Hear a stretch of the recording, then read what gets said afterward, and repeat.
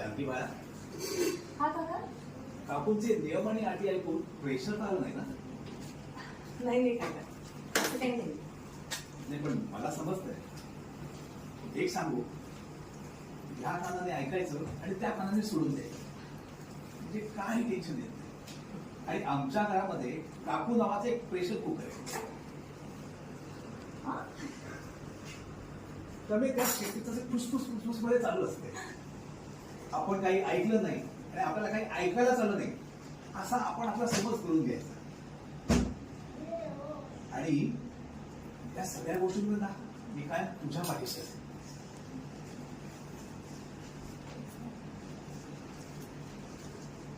काका, तुम्ही एवढं बोलत ना, हेच खूप आहे माझ्यासाठी. तुमचे शब्द मला इथे रडायसाठी कळत.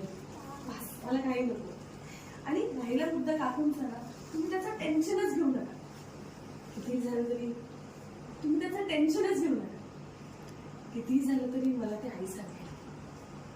आज माझ्यावर रागवतील, चिडतील, पण उद्या मात्र माझ्याशी नक्की नीट बोलतील याची खात्री आहे. तेच समंजस आहे ना तू. चांगले. बरं, मला सांग, काय ठरले का? ती समंजस आहे सांग. बरं, तुम्हाला सांग की तू जेवलीस का? हो, जत्रेत पाणीपुरी खाल्ली मी. त्यांनी पोट भरलं? हो. नाही, तू वेळी आहेस का? तू आधी सगळे काम बाजूला ठेव, पहिलं काहीतरी खाऊन घे. नाही काका, खरंच माझं पोट भरलंय. काका, मी खरंच सांगते, अजिबात पोटात जागा नाही. मी आता काम करेन आणि झोपेन. किचन ओटा आवरला?